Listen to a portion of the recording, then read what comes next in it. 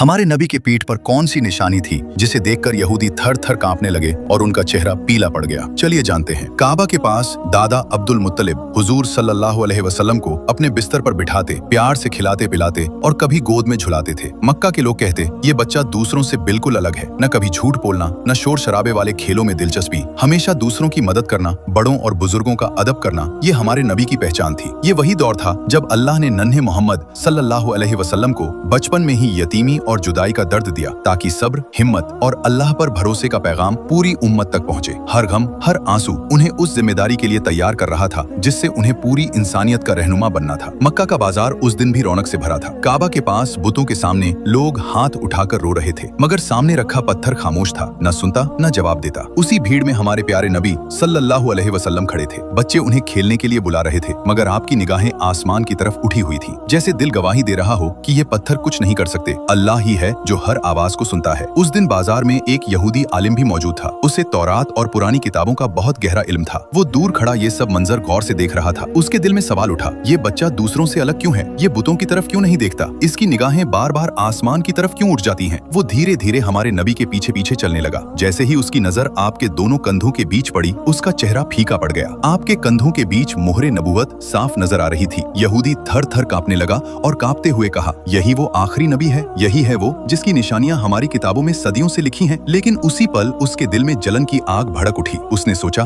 नबूवत तो हमारी कौम को मिलनी चाहिए थी, ये अरबों का बच्चा कैसे? शाम होते ही वो अपने साथियों के पास पहुंचा, जहां और कई यहूदी आलिम जमा थे। उसने कहा, आज मैंने उसे देख लिया। उस बच्चे की पीठ पर नबूवत का मुहर है। वो बुतों को नहीं मानता, उसकी निगाहें सिर्फ आसमान की ओर उठती हैं। वही आखिरी नबी है। ये सुनते ही बाकी आलिमों के भी चेहरे पीले पड़ गए। एक ने तौरात की इबारत पढ़ते हुए कहा, यहाँ लिखा है, मैं के भाइयों में से तुम्हारे जैसा एक नबी उठाऊंगा। भाइयों से मुराद बनी इजराइल के भाई हैं, यानी अरब, क्योंकि हजरत इस्माइल अलैहिस्सलाम और हजरत इसहाक अलैहिस्सलाम दोनों हजरत इब्राहिम अलैहिस्सलाम के बेटे थे। मतलब निशानी साफ तौर पर कुरैश की तरफ इशारा कर रही थी, यानी तुमने जिस बच्चे को देखा वो वाकई आखिरी नबी है। यही वो बच्चा है जो पूरी दुनिया में नबूवत का झंडा लहराएगा और अदल, इंसाफ और मोहब्बत का पैगाम देगा। पूरी दुनिया उसकी मोहब्बत में दीवानी हो जाएगी। सुभान अल्लाह। दोस्तों, अगर आप भी नबी पाक के सच्चे दीवाने हैं तो दिल से लिखिए, आई लव मोहम्मद।